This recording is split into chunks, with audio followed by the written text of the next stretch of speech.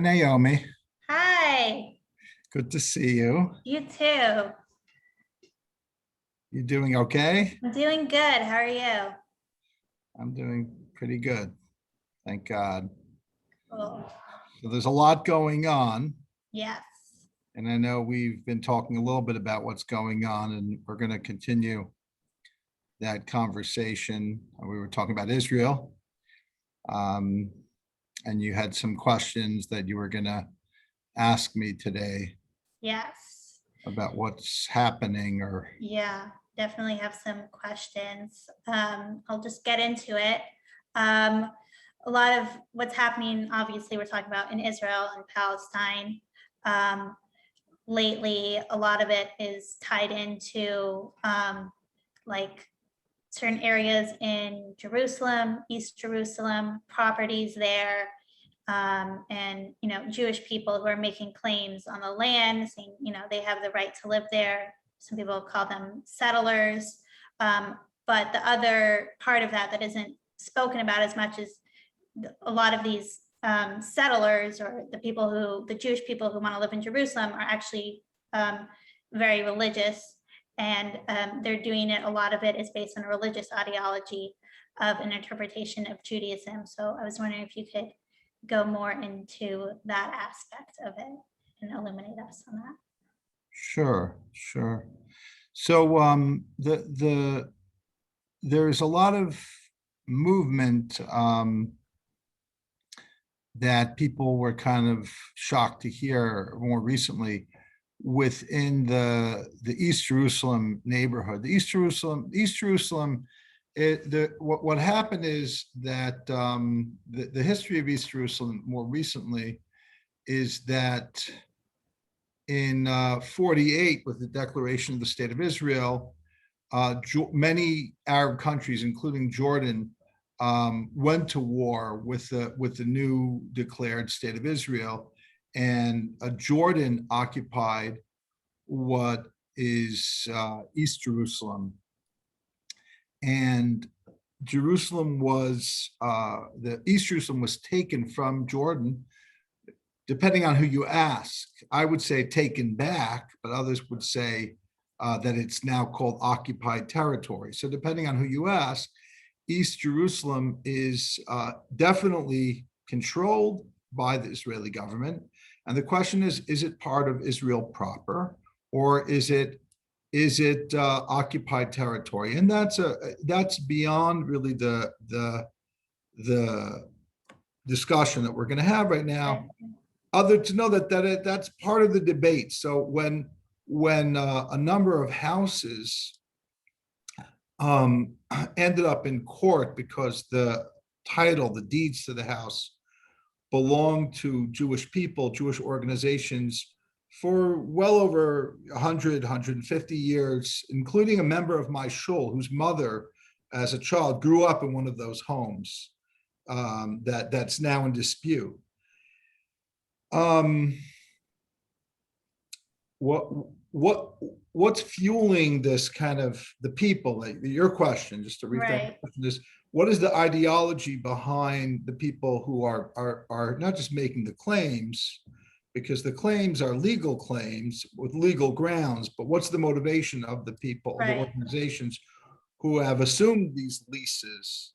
And the answer is, yeah, they want Jerusalem to be a Jewish city that Arabs can live in alongside Jews, but shouldn't feel that Jews are not allowed to live in East Jerusalem. So that's their motivation.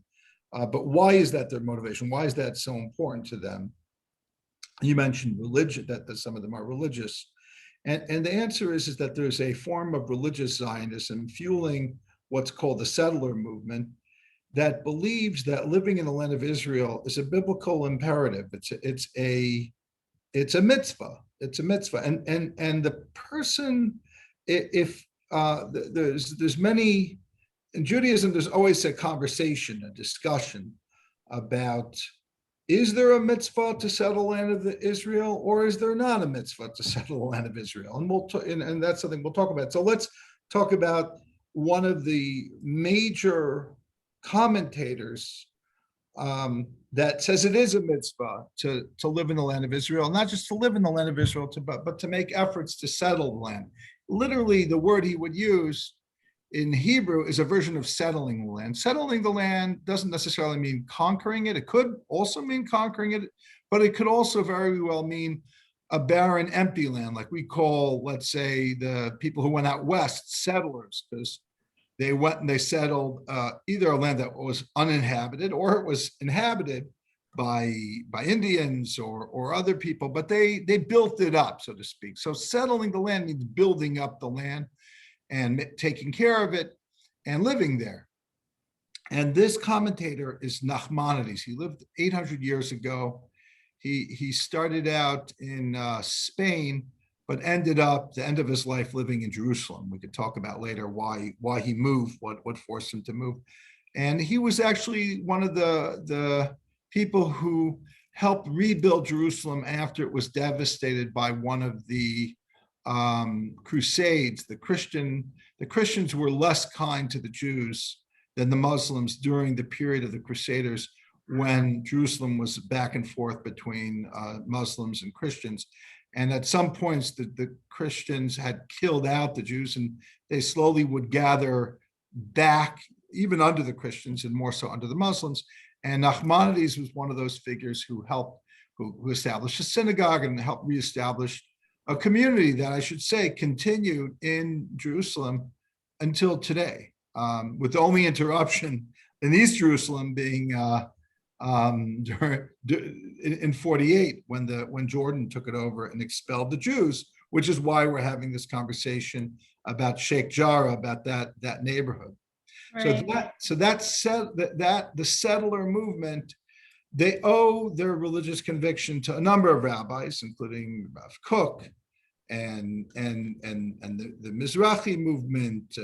I don't want to, and the contemporary Zionist movement that had some of it was fueled by religious beliefs, but in particular, Nahmanides has an oversized influence going back 800 years into their vision. So that would be some of a little bit. I mean, again, there's so many things to say, but I chose to speak about the figure of Nahmanides, not just because I think that he's the most influential. I don't. I think him and one of his contemporaries, or a rabbi who lived right before him, together create a good picture of the division that's. Which rabbi is that?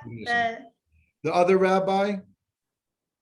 The other rabbi is the Rambam, the famous Maimonides. Right.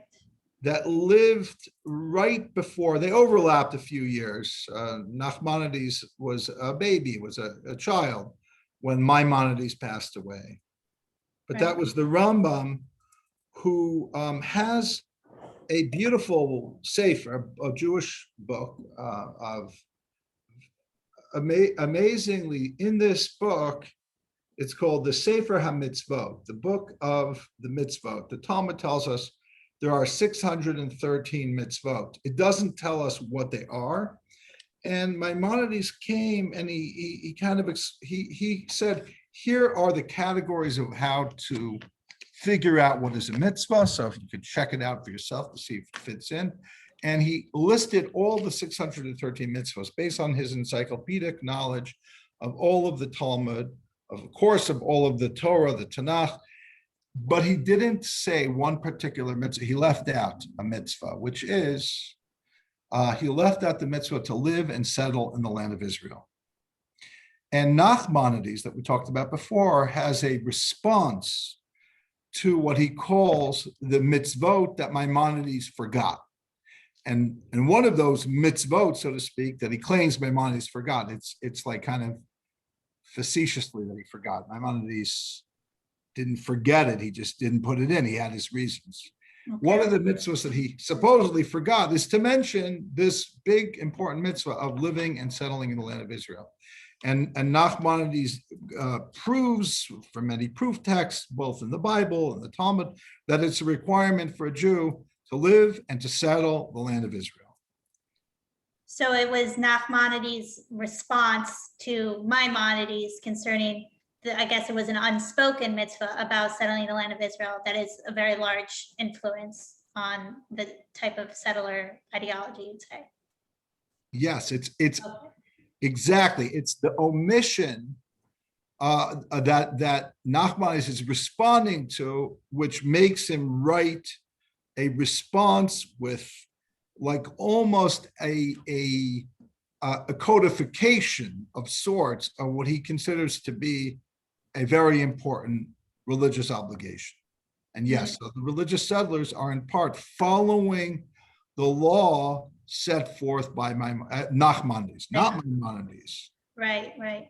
Very interesting. I think it's very interesting to know about Nahmanides' interpretation because there are, Judaism is based on understanding a myriad of rabbinical interpretations. And concerning this debate in particular, when it comes to Zionism, I know that there's different sects of Judaism that have very varying different beliefs. I think, it's very dangerous when people think, whatever is going on with Israel is, concurrent with everything every Jew believes. And going across the opposite way to like the settler ideology, there are even, sects of Judaism who also consider themselves to be very ultra-Orthodox, who happen to be completely anti-Zionist, the complete other way. So I'd be interested to know what is their interpretation and how that differs, that they get that from. So yes, Amy, correct. There are, I'm speaking from Manhattan, Right. Right across the East River in Williamsburg, the biggest group of Hasidim, known as the Satmar Hasidim, they are anti-Zionists. There's a smaller group, but very vocal, called Neturei Karta, who are very anti-Zionist. They'll go so far as to protest the existence of the state of Israel. They'll meet with the leaders of Iran, who are the sworn enemies of Israel, and they'll kiss them and embrace them and say they agree with them that Israel should be destroyed. Not that they want to necessarily kill the Jews of Israel, but they want to replace the Jewish government with a non-Jewish government. Although in reality, that might not create the safest environment for the Jews there. That's a practical question, which for some reason is no concern to them. But so the question is, what fuels this belief? Let's not talk about Neturei Karta because that's a very fringy sect. But let's talk about the Satmar Hasidim and Hasidim in general. Not all Hasidim equally are either not believers in Zionism or they're anti-Zionist, with maybe a few small exceptions. There's plenty of Chabad has become most notably pro the current supporting the state of Israel in many ways, even if they've not officially become Zionist. They've become very close. They've become very Zionist friendly, but they have a history originally of not being Zionist, of being anti-Zionist in the days of the fifth and the sixth rabbis of Chabad. So the question is, what's the reason for that religiously? And the answer is, it has to do a lot with them seeing the founding of the state of Israel as a supplanting religion with nationalism. That was one part of it. They thought that they were going to say, you don't need to be a religious Jew anymore. All you need to do is be an Israeli. And to some degree, there was some truth in that argument, but it isn't true. There's truth, but it's not true. And then a second reason is it's based on the Talmud and Maimonides, the way Maimonides' code and even his Sefer HaMitzvot that I held up before, and I can show you, for example, his monumental code called the Mishnah Torah, which show and tell. Here's volume 1 of the Mishnah Torah. In these works, if nobody argues on Maimonides, they're considered authoritative. If there's a discussion and other contemporary of Maimonides or others disagree with him, we may not follow Maimonides. But if nobody argues with him, his word is the law. And there's certain sections that only he really discusses and other people don't really talk about. So by the very fact that Maimonides leaves out the mitzvah to settle the land of Israel, the Hasidim or anti-Zionists feel that it's for a very specific reason. And what's that reason? It's best summed up by a commentator named the Megillat Esther. The Megillat Esther is also the famous name of the scroll of the story of Esther that we read on Purim, but that's not this. This is a commentator who defends Maimonides' position to the objections of Nachmanides that we mentioned before. And he answers Nahmanides' questions. Nahmanides is a great scholar, as was Maimonides. And he needs to respond to all of these proof texts that Nahmanides brings to show us of the great importance of living and settling the land of Israel. And what he does is he turns to the Talmud. And the Talmud in Tractate Ketuvot records a number of statements that seem to indicate that we're sworn, the Jewish people are sworn not to take back the land of Israel by force. We'd be going into exile, and we shouldn't just decide one day, you know what, the Jews, we had a homeland, we want to go back to our homeland, we're just going to go and just, kill everyone, fight with everyone, the whole world will just, whether it's Rome, whether it's the Islamic Empire of Turkey, whether it's called, what's it called again, that the Ottoman Turks, whether it's the English and the British Empire when they held on to that. We can't just go in there gangbusters and take it back. So that's what the Talmud says. In addition to that, the Talmud seems to indicate that there's some violation of going back to live in the land of Israel, potentially, before it's time. So therefore, Megillat Esther says, one of the principles that Maimonides says, that we don't count a mitzvah that isn't for all times. And since in the Megillat Esther's opinion, Maimonides considers living in the land of Israel something that's not applicable for many, many thousands of years, until the Mashiach will come, presumably, or until we get a clear sign that we should go and take back the land of Israel. Maimonides purposefully, not forgotten, but omitted the mitzvah to live in the land of Israel. Of course, there are other commentators that have very different answers and would say Maimonides, of course, thinks it's a mitzvah to live in the land of Israel. He just didn't mention it for other technical reasons, such as it's too big of a mitzvah to be counted as one mitzvah. It includes so many other mitzvah. But since the Megillat Esther was taken very seriously, communities such as the Satmar community, who their Rebbe, the Rebbe who was a survivor who's no longer with us, but he was a survivor of the camps in the Holocaust, wrote a book called Vayoel Moshe. His name is Yoel Teitelbaum. And in that book, he talks about Maimonides, he talks about the Talmud, and he talks about that he believes it's forbidden to conquer the land of Israel. So that's part of the reason why there are many religious Jews, very ultra-Orthodox. I hate the word ultra-Orthodox, but that's what they're called in the media. They're very religious. As far as they're like they like to make their religion something that's very visible, and it's not something that it's kept secret. It's in your face, and they're proud of it. And yet they're not Zionists. Even some of them are anti-Zionist, and this is some of the reason. Again, there's always more to the story, right. But I like focusing on that one period. It's a very rich period in our history and in the history of Jerusalem, which was soaked with blood at that time because of the Crusades. Right. That not only bled Christian and Islamic blood, but Jewish blood as well. Absolutely, yes. The Jewish people definitely were a scapegoat in a lot of, the Crusades. That was, between the Christians and the Muslims, and that happens a lot throughout history, very sadly.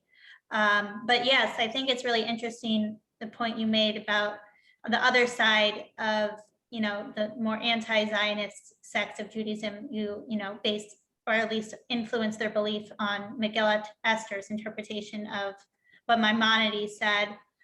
Although the other side also, it's their ideology happens, I'd say almost ironically, I guess, also to be based on a response to Maimonides, but it's a different response. It's Nahmanides' response. But you mentioned that a lot of what Megillat Esther's interpretation is based on certain things that's said in the Talmud.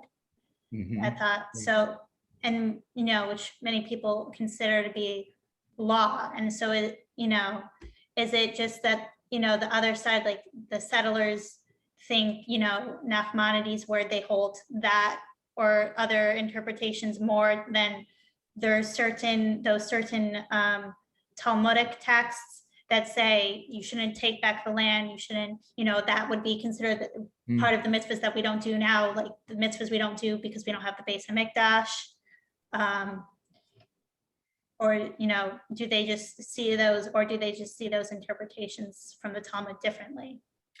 That's a very good question. How do they interpret the passages, the sections in Ketuvot? There's an interesting question. Sometimes you mentioned that the Talmud is law. The Talmud is law, but A, the law is often debated, and B, there's a huge portions of the Talmud that isn't law. It's called Agadata. Agadata is kind of stories, ethics, morals, fantastic stories that we have to kind of figure out what they're getting at. And one question would be, what is this idea? Is this really a law, or is it more of a kind of like common sense? Because if it's just common sense, like the oath, I mean, did we literally make an oath? When did this oath happen? It's a metaphor. Like, yeah, we were kicked out of the land. We shouldn't just go back haphazardly. There's also but it's not to be taken literally. So that would be one interpretation, is that they don't take that section of the Talmud so literally, like the Satmar Rebbe does. And I'm using the Satmar Rebbe. He's not alone, but he wrote a response to Zionism, very anti-Zionist response, and he does quote extensively from that section of the Talmud. So they would say, well, that's not halachic. That would be one response. A second response would be, they would analyze that very text itself, and I didn't mention this, but now I will. That text says there was oaths made not just by the Jewish people not to take back the land of Israel by force, but also to the nations of the world, that they wouldn't overly oppress us. So historically, to see that the lead up to modern day Zionism was anti-Semitism, and that the actual declaration of the state of Israel happened after the Holocaust, you'd have to almost be forced to say that those oaths might be interconnected. The world made an oath not to overly persecute us. That was not the case. We were overly persecuted in the lead up to the World War II and during World War II, the Holocaust. It just boggles the mind to think that could have happened. That my grandmother, survived the Nazis. Both my grandmothers survived the Nazis. So the answer would be, look, there's a context. The Talmud creates a context. That context wasn't followed by the nations of the world. We had no choice for our own safety and our own well-being to go and take the land of Israel with permission. I say permission, limited permission, meaning not everyone was happy. There was a conflict, and that's part of the Satmar claim. Look, you're upsetting the Arabs, and you shouldn't be. The other claim would be, we have no choice. This is our ancestral homeland. We're not safe outside of it. We had to go back. We had to, and we did get, the British wrote the Balfour Declaration, which the partition plan, and then there was the UN's plan, and then what actually happened once the declaration of the state of Israel and the subsequent war that ensued, and Israel got what it's got as it won the war, and so on. That's all. You could do that. Look that up on Wikipedia. So it's very interesting debate, and that really illuminates a lot of where the inspiration for all different sides of it comes from. And I want to get more into the history of that area of Jerusalem, particularly to the rabbis you mentioned, like Maimonides and Nachmanides and their history there. But just right before we get into that, just while you were talking about Talmud and the law and how, in the settlers on their side of the ideological, spectrum take it as, interpretations as it to support, the battle that they consider themselves to be fighting now, for example, in those territories. I was wondering if you could illuminate for us just, how people use their religious ideology and beliefs in regards to actual law and stuff. And it doesn't, just in general, how, because that happens to affect this case here, but in general, like what is the interpretations and beliefs around in Judaism around using, the beliefs in other countries and as far as like legal disputes, how those two aspects come in contact. Well, it's a very interesting question because, I mean, our belief in the law informs us in many areas of daily life. On the other hand, there are limits to that belief in the law. So, for example, there are many things that the law says that one should do that we don't do in the United States of America or any country, because there's a rabbinic dictum, rabbinic saying that dina de malchus dinim, which means the law of the land is the law. So whatever country you're living in, you pay the IRS what they say you pay them. You park on the alternate side parking the way you put the right amount of postage on the stamp, because the law of the land is the law. The question would only be, if you were a legislator or you were a voter, would your thoughts on what the law is influence who you vote for or how you legislate? And to me, the answer would be yes and no. You're not necessarily looking to impose the rabbinic interpretation of biblical law on the general population, because even the rabbis understood that Judaism isn't for everyone. So you're not trying to impose what your eating habits are, or what you consider kosher or not kosher on the general population. It would be wrong to do that. Even something like intermarriage. I mean, look, the last country that banned a marriage between a Jewish and non-Jewish spouse was Nazi Germany. So, you got to be careful with the law. We would like to promote a Jew to marry another Jew, but to make a law that would forbid that, it would be a terrible thing. Therefore, the question is probably more relevant in the state of Israel, which also doesn't necessarily follow the laws of the Torah.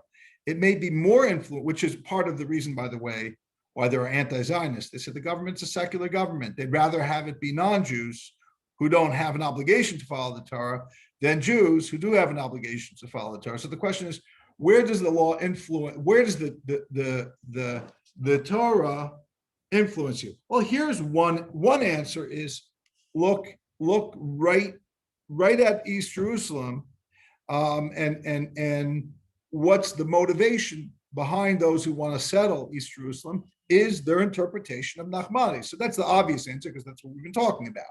That's the law influencing attitude that influences action. The same thing would be the peace process, whether you give back land for peace, would also be influenced by how you saw the law. Maimonides versus Nachmanides could be influenced by how you interpret the law.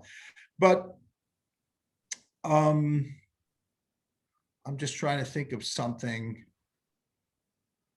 Do you have a specific question?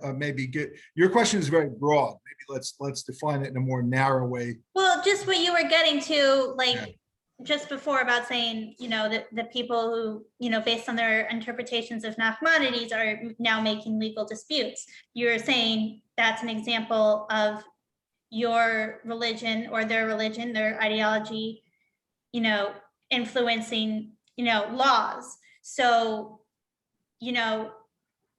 are there texts in Judaism that talk about, that aspect that, has, different examples that you were just bringing up of happening in real life, of, can your religion, when it does, is that, okay, like influencing the laws of the land? Well, that's an interesting question because that's a question that you'd have to ask a judge in Israel today.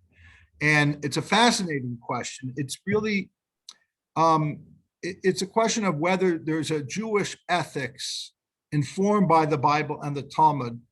Does that influence the judiciary system? Because I would say the judges, let's say in this case, they're not looking to Nahmanides or Maimonides when they rule. They're ruling based on Israeli law that has a little bit of an influence from Judaic law, but not necessarily that much. So that's a very good question. And I'm going to have to plead the fifth. Like I don't know. I think there are some in the Israeli Justice Department who we'd have to interview them and ask them this question. In other words, it's definitely motivating the settlers, but the settlers have to, at the end of the day, obey the law of the land, whether it's the Knesset or it's a judge. Would the texts in Judaism overall point to saying that, they should abide by the laws of the land and not have their religion affect? Well, again, if the law of the land is, let's say let's say this goes to the Supreme Court. I don't think it even went to the Supreme Court. The Supreme Court ruled in favor of the Arab tenants. Then there's nothing they can do. Those people would have to respect the law of the Supreme Court. So the law of Nahmanides is superseded by the Knesset, by the Supreme Court, whatever judiciary or political bodies are in charge of these decisions. It doesn't matter if you're Satmar or a religious Zionist, you have to do right. it. You may not want to, you may protest or something. Would Judaism support, say that, that if that happened hypothetically, that because that's the law of the land, they'd have to respect that law of the land rather than their Yeah. And again, even the law of the land has its limits. If the law of the land, Nazi Germany had laws, right, but they were so corrupted that you wouldn't have to respect them. So even within the idea of the law of the land, there are certain limits on that. But in this case, I'd say, you're going to have to respect the law of the land. Right.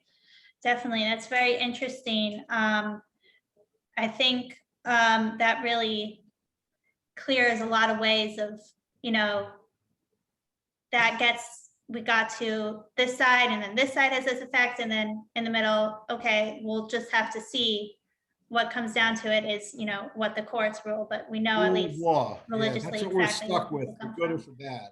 Right. Which is, look, the Hamas needs to respect it, as do the right-wing settlers. At the end of the day, we hope it's a fair process. A lot of people say it's unfair, but that's based on just not really recognizing Israel's right to be in Israel, definitely not to be in East Jerusalem. So a lot of these arguments that the press simply did not do a good job of covering in depth and just said, oh, they're not fair, they're one-sided, have a lot to do with, well, whose side are you on? There's two narratives and there's something in the middle, and the press really did a bad job of not only not covering there's something in the middle, definitely not covering the Jewish side or the legals, but just really missing out on the legalities of a very complex case. Right. Crazy. Right. They wanted to fit into a news story instead of really actual news. It's definitely very complicated, and a lot of a common misconception is, that this is, a modern problem. A lot of people don't understand the history behind it and how, this history goes back thousands and thousands of years. And correct. Yes. And we can't get into all of those thousands of years in depth now, but if we could at least get into, one part of it, some of the rabbis you brought up earlier, Nachmanides and Maimonides. I was wondering if you could tell us about at least that period in history, which sounds like it's a very interesting period, and their connections to Jerusalem, Sure. whichever one you want to talk about first, and then how they Well, were we different. could start with Maimonides, and Mhm. yeah, it is. I do want to say, like, a lot of people think that the land of Israel is just something that we got. All we need to do is study the last 100 years, and clearly they'd be right on some level, because the last 100 years is really the majority of modern Zionism, and the formation of the state of Israel all happened, 100, 150 years. It didn't happen 800 years ago. But to ignore the Jewish connection and to just call it myth, which a lot of people do, which is really obnoxious, which is basically to question as if like we made up all of history somehow, is to ignore, and also on the other side, to ignore the Arabs' kind of attachment to what they believe, whether it's true or not, is that we have to understand these things better to be able to ultimately have peace in the region. So thank you for having this really, much more in-depth conversation of the past, because it influences the moment. It influences the tension because of the importance of Israel Right. and Jerusalem and the Temple Mount and East Jerusalem. And now let me get to the second part of your question, which is a little bit more about Maimonides' life, some stories about who he was and his connection and relationship with Jerusalem, and then we'll get to Nahmanides. I'm just going to go in order of when they lived. So Maimonides lived all of his life under Muslim rule. He experienced a fanatical sect of Islam that he had to hide from and run from in his home in Spain, and ultimately ended up in the court of Egypt, working as a doctor for the famous Saladin. And Saladin had a number of doctors, and Maimonides was one of his main doctors and his family's main doctors in Egypt, and he worked directly under the administrator for all of Egypt. That was his mentor. And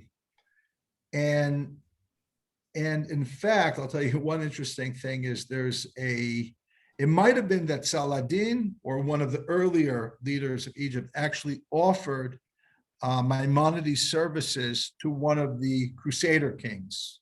It was either it was king. It probably wasn't. The legend is that it was Richard the Lionheart. It probably wasn't. It was, I think, I forgot how to pronounce his name. Almeric, who was a powerful Crusader king, I believe, in Ashkelon. Maimonides said, no, thank you. And it was probably because at that time you were better off being a Jewish doctor in a Muslim country than in a Christian country. At that time, the Muslims, in the most part, not in every Islamic place, for the most part, were treated the Jews better than the Christians. Although, again, it's a generalization. So Maimonides did make a trip before he settled in Egypt. He did make a trip to Israel, and he was distraught at what he saw, particularly in Jerusalem, because at that time, the community had been devastated. There were very few Jews living there because of the Christian destruction. They basically, when they took Jerusalem in one of the earlier crusades, they had destroyed the Jewish community. I mean, literally killed them. It was, people were coming back very slowly. As I mentioned later on, when we get to Nahmanides, he helped rebuild and encourage people the Jews to slowly come back. So Maimonides, interestingly enough, because he saw the mechanisms of government, because he worked for one of the most powerful Islamic leaders, he envisioned that there could, who was, by the way, a very religious man. And I don't know if any scholars have written about this. Could Maimonides have been influenced in any way in his messianic vision? He had a very strong messianic vision, which wasn't so much focused interestingly enough, even though he leaves out living or conquering the land of Israel of the 613 mitzvot, in his final volume of the Mishnah Torah, that momentous work, which is covering all of Jewish law, in his book of Kings, he describes in great detail, in what's considered authoritative, the Mashiach, which will include living in the land of Israel, having a Jewish leader leading, that will be the Mashiach, leading the land of Israel. So my question is, I wonder, did he in any way look up to Saladin as a religious leader, as a model of what the Mashiach could be, an actual king, could also be a spiritual leader? I don't know the answer to that. It's just a question.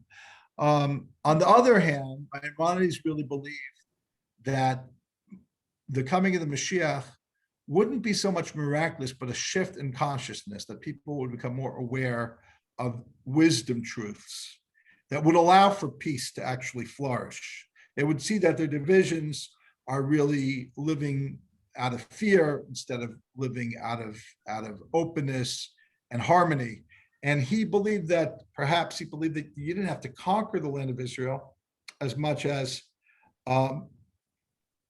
create a shift in the dynamic of people's understanding, that people would understand that our rightful place is in Israel, because we would be part of a shift in the consciousness of humanity, which would usher in a realm of prosperity, science, wisdom, peace, and divine awareness.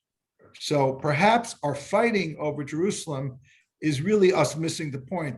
Jerusalem is a city of peace, is a city of awesomeness of God, and all of these religions, Judaism, Christianity, they had their birth of their religion was in Jerusalem, and Islam, considered the third holiest site in the world.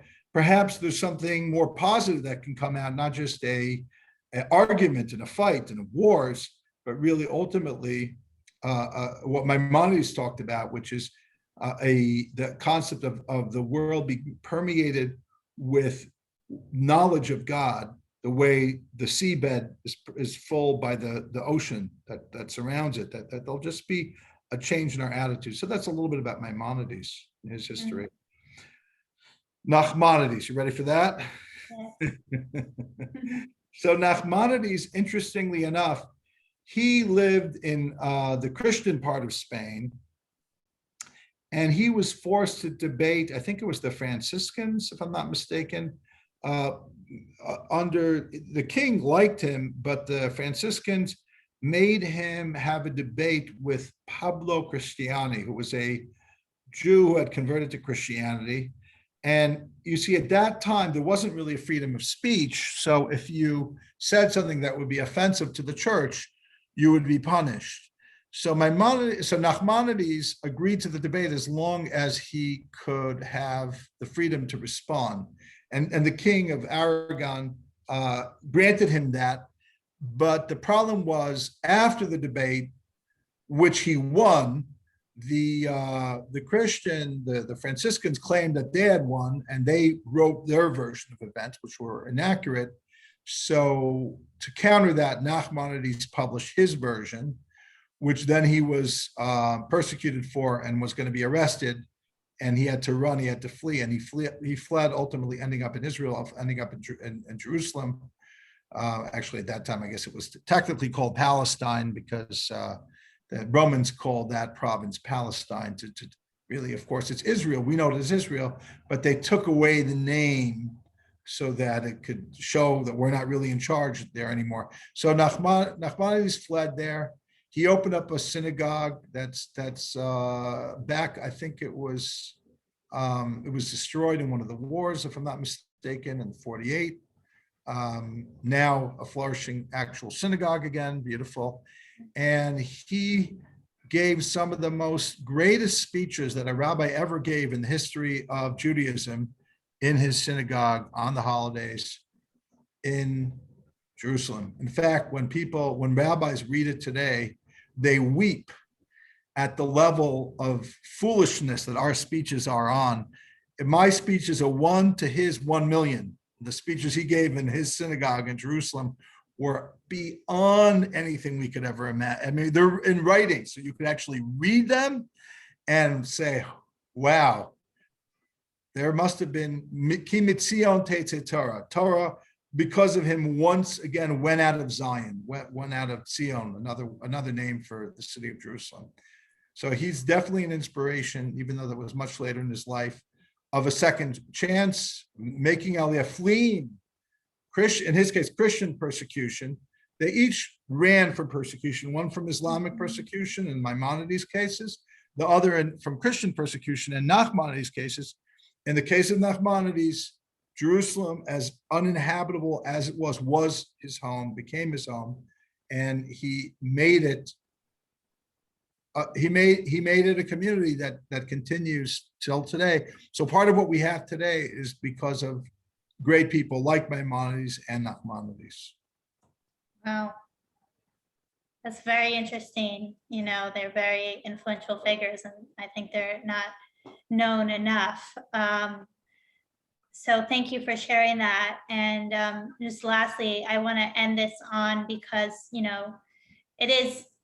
Jerusalem and Israel has such a tumultuous history, and a lot of things, recently has, gotten very ugly and very sad. I was wondering if, there is some, hope maybe that you see in things you read in certain Judaic texts that, we can reflect on, and maybe ways to think in this situation, not in a positive way to, disregard all the, complicated things that are real and it's still happening, but some that will give us some, bit of hope of this situation is quite unexpected. Sure. I think that one of the beautiful teachings of Jerusalem is that even when we have a wedding, even when we have a beautiful, joyous occasion, there's a moment that for the last 1,000, maybe 2,000 years, it's already in the Talmud, so that goes back nearly 2,000 years, we'd break a glass under the chuppah, and we say a verse, Im eshkachechi Yerushalayim tishkach yamini. If I forget thee, O Jerusalem, let me forget my right hand. And then we shout out Mazel Tov, which is kind of, we break the glass and then everyone's Mazel Tov, and they sing. Sometimes the what's that relationship between remembering Jerusalem, breaking a glass, and being at a wedding and then shouting out Mazel Tov? It sounds very strange. I mean, we all know that's what we do. It's in popular culture. Anybody who's at a Jewish wedding knows that's what happens. And I think the answer is as follows. A wedding is great, but really the ultimate wedding is when we're in Jerusalem, when we have the Beit HaMikdash, and that's we're like the bride, the groom is God, and we're like the bride. And until that happens, even when there's a local wedding, it's just that, it's a local wedding. The ultimate groom and bride, the ultimate wedding didn't take place. So we remind ourselves that I'm getting married, you're getting married, whoever's getting married is getting married, Mazel Tov, but let's not forget Jerusalem. And then we sing Mazel Tov again, because we know that our little joy here, even though it's limited to us, is going to culminate in a bigger joy. So I think that we have many things to be happy about. The fact that we can protect ourselves, even though it's brutal to be in a war, and it's terrible. The civilian casualties, it's a terrible thing. What the Israeli government had to do to defend itself is painful, but necessary. And hopefully it won't be necessary, because we'll have true and lasting peace. And we're that close. So even though it's a difficult time, a challenging time for people who had to live through how scary it is to have over 4,000 missiles being aimed at them, and the fear and the hate that they know that's causing it, and the response and the devastation that caused, we hope that we can use the positive things to really, as we say at the wedding, that then we can once again rejoice with the voice of the groom and the bride in the city of Jerusalem, as we are beginning to really, feel what it is to have Jerusalem. And these are the last kind of holdouts, so to speak, who don't want to accept the fact that we do have a relationship with Jerusalem. And whether it includes East Jerusalem or how it includes it, we'll work that out in a peaceful way, God willing, in a way that's respectful to the Arabs and to the Jews, and in a way that we take into account the settlers and the Satmar. We'll and that's what we just have a new government today in the land of Israel that has a prime minister who's associated with the settlers, and also has the Arab MKs, and like really everyone and anyone in that coalition. So maybe if it works, maybe that's a sign of good things to come. I don't know. We wish the outgoing Prime Minister Netanyahu well for all the work he's done, and we bless the new Prime Minister Naftali Bennett, the same name as him. We bless him, and Tommy Lapid, who's going to succeed him in 2 years. We bless them with the wisdom to do what's necessary for the good of the land. Yes, definitely. Hopefully, we just wish everybody the best and that everything can work out as cleanly as possible, that there's peace, and all people living in the region, that their dignity as human beings are respected. Thank you. Yeah. Amen to that. And amen to that nugget of hope you just gave us. Thank you so much. It's very deep, and I really enjoyed this discussion. Thank you, Naomi. I love talking to you. It's a great opportunity to talk to you. Thank you for doing this with me. Thank you. Looking forward. Hopefully we'll do it again. Definitely. I would love to. Love you so much. Love you. Okay.